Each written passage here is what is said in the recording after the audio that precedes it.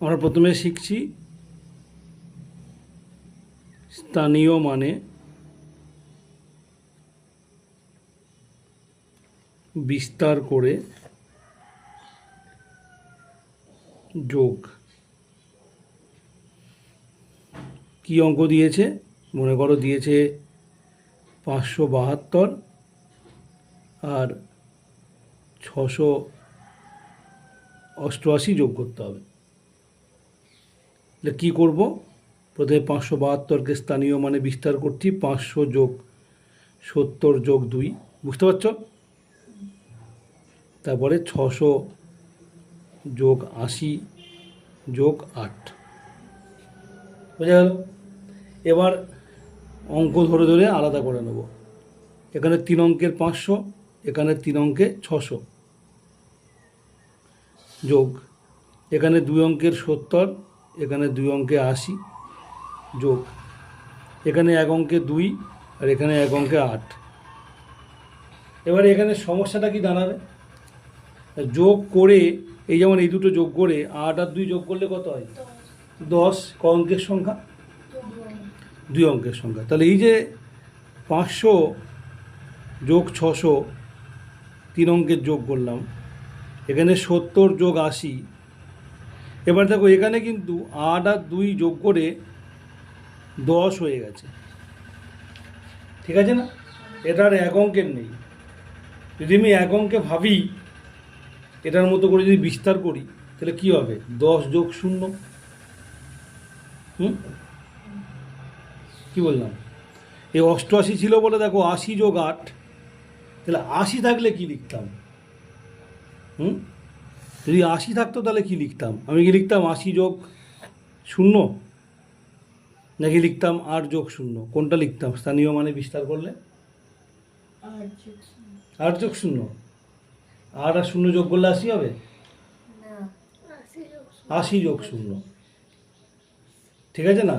মনে রাখতে হবে, এই যে 80 এর স্থানীয় মানে বিস্তার করে যখন লিখছি, এই 8টার জন্যই আমি 80 লিখছি। এই 8টার জন্য, এখানেও দেখো না, এই 8টার জন্য আমি 80 লিখেছি। এই 8-এর স্থানীয় মান 80 আর এই 8-এর স্থানীয় মান 8। ঠিক তেমনি করে 80 এর বিস্তার করব, এর স্থানীয় মান 80 আর এর স্থানীয় মান 0, তাহলে 80 যোগ 0। তাহলে এই 10টাকে কী লিখব? 10 যোগ 0। তাহলে আমার পরের লাইনটা বদলে যাচ্ছে, 500 যোগ 600 যোগ 70 যোগ 80 যোগ 10 যোগ 0। বুঝে গেল? বুঝতে পেরেছো সবাই? শিওর? তা যোগ করো। এই 3 অঙ্কে কিন্তু যোগ এখন করা যাবে না, একদম ডান দিক দিয়ে করে করে আসতে হবে। এবার এ করে যোগ করো, 70 10 আর 80 যোগ করলে দেখো 160। আর এখানে তো 0 যেমন আছে আছে। এবার আবার আগের মতো সমস্যা। আমার 1 অঙ্কে হয়ে গেছে, 1 অঙ্ক নিয়ে আর ভাবতে হবে না। 1 অঙ্কে কত পাবো? পেয়ে গেছি, যোগ হয়ে গেছে। এবার 2 অঙ্কের যোগ করে আমি ক অঙ্ক পেলাম? 3 অঙ্ক পেলাম।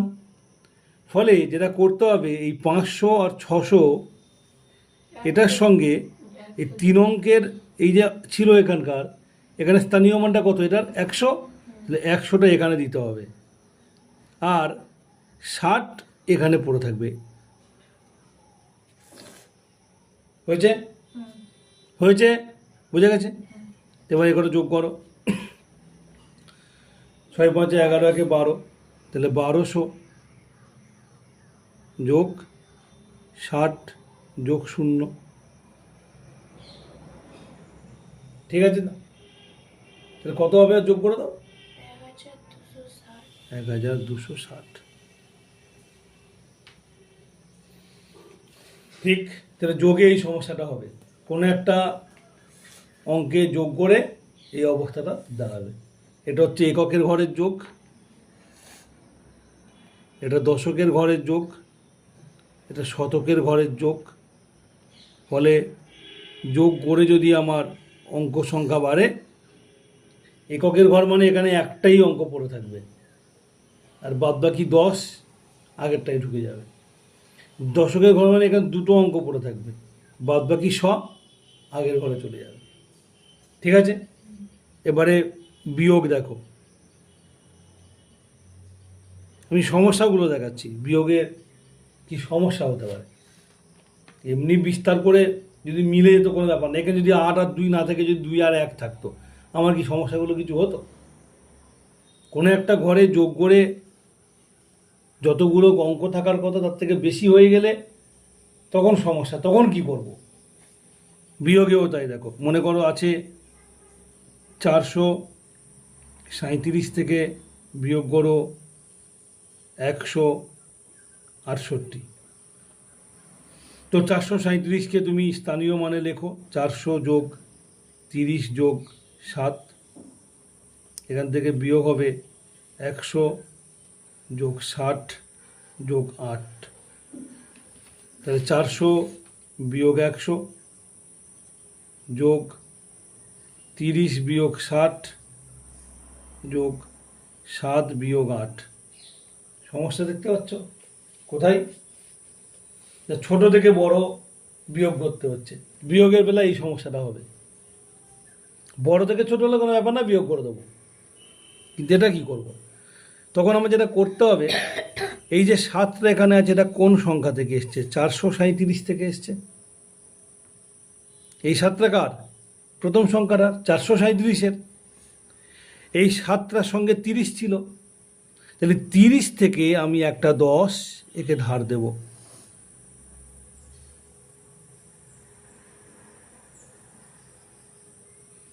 তিরিশ থেকে 10 দিয়ে দেবো, ঠিক আছে?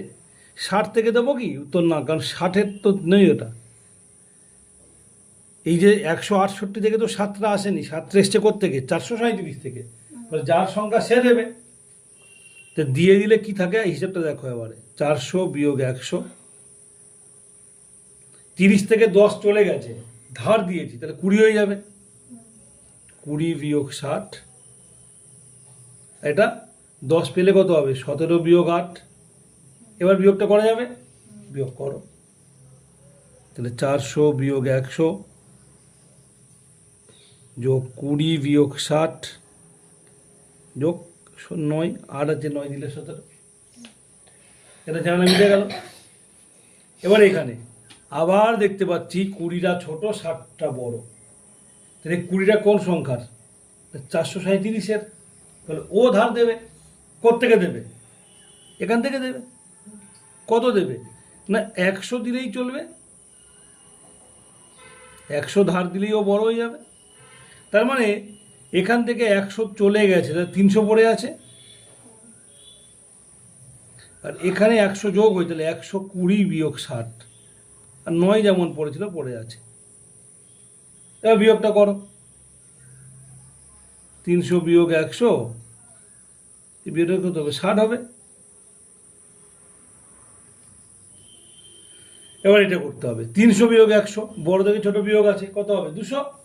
তাহলে 200 যোগ 60 যোগ 9, তাহলে কত হলো?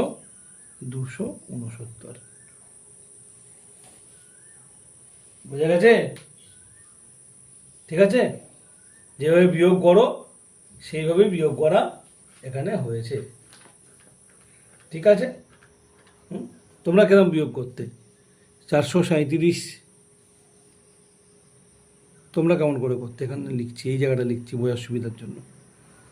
437কে ওপরে লিখতে, 168কে নিচে লিখতে, লিখে বিয়োগ করতে। কি করতে? 8 আছে কয় দিলে? 17, তাই তো? 8, 9, 10, 11, 12, 13, 14, 15, 16, 17, তাহলে 9 দিলে 17। হাতে থাকে 1, সেই একটা তোমরা কি করতে? একটা 6-এর সঙ্গে তোমরা যোগ করতে, তাই তো? 6-এর সঙ্গে যোগ করতে। আমার এখানে কিন্তু স্থানীয় মানে যখন করবো তখন 6-এর সঙ্গে যোগ করা যাবে না, নিয়ম ওটা নয়। 6-এর সঙ্গে যোগ করে অঙ্কটা মেলাই আমরা সহজ করে, নিয়ম হচ্ছে ওপরটা 1 কমানো, ওপরেরটা 1 কমানো,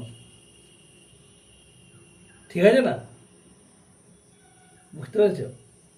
মনে করো তোমার কাছে 3টে ব্যাগ আছে, আমি এটা বুঝিয়ে দিই ভালো করে, দেখো।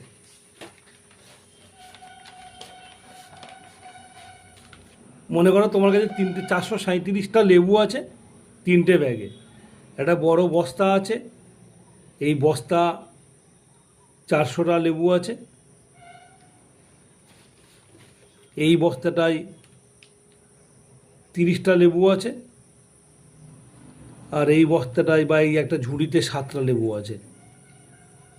তুমি এখান থেকে একজনকে লেবু দিয়ে দিচ্ছ, কটা লেবু দিচ্ছ? 168টা লেবু দিচ্ছ। তুমি চাইলে এখান থেকে দিতে পারতে, তুমি কি করলে, ব্যাগ কমানোর জন্য, ঝামেলা মেটানোর জন্য তুমি এখান থেকে দিতে শুরু করলে। ও ওতে 168, তাহলে ওর 3টে যে ঝুড়ি আছে, প্রথম ঝুড়িতে 100টা দিতে হবে, এই ঝুড়িতে 60টা দিতে হবে, এই ঝুড়িতে 8টা দিতে হবে, ঠিক? এবং তোমার কাছেও এই ঝুড়িগুলো যে আছে, কোনো ঝুড়ি খালি করে দেওয়া যাবে না। একান্ত খালি হলে হবে, 0 হলে হবে, কিন্তু এমনিতে সবে। তা তুমি কী করে দেবে? লেবু তোমার দিতে হবে। তা তুমি কি এই ঝুড়িতে 7টা আছে, এখানে 8টা দিতে পারবে? তাহলে এখান থেকে নিতে হবে। নেওয়ার সিস্টেমটা কি? যেহেতু এইখানটায় এটা দশকের ঘর, তো এখান থেকে নিলে 10টা করেই নিতে হয়। এটা শতকের ঘর হলে এখান থেকে নিলে কি করতে হবে? 100টাই নিতে হবে।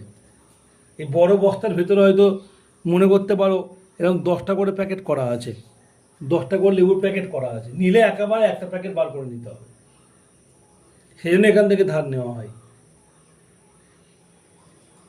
ঠিক আছে? নিয়ে এটা বাড়ানো হলো, এবার এখান থেকে 8টা দিয়ে দিলাম, ঠিক? সেখান থেকে বাড়িয়ে কটা বাড়াবো? তো আমি যদি এখান থেকে একটা প্যাকেট নিয়ে এখানে 17 করে দিই, আমার কাজ চলে যাবে। তাহলে 8টার মধ্যে 8টা দিয়ে দেবো, 9টা করে থাকবে। তাহলে এখানে তো আর 10টা নেই, এখানে কটা পড়ে? তাহলে 30-এর 10টা চলে গেছে, 20টা পড়ে আছে। ওইটাই তো এখানে দেখিয়েছি, ওইটাই তো এখানে দেখিয়েছি আমি, দেখো না। যেহেতু এখানে 7 আছে, এখানে 8 আছে, বিয়োগ করতে পারছি না, ছোট থেকে বড় বিয়োগ হয় না। তাহলে ওটা যার সংখ্যা 437-এর সংখ্যা, তার কাছ থেকে আমি এইখান থেকে আমি 10 ধার করে এখানে দেবো। বুঝতে পেরেছো? খুব বেশি এটা নিয়ে মাথা ঘামানোর দরকার নেই, তোমাদের পড়লে পরীক্ষায় বিয়োগ পড়বে, যদি স্থানীয় মানে বিস্তার করে বিয়োগ পড়ে তখন এভাবে করতে হবে, ঠিক আছে? বুঝে গেছে?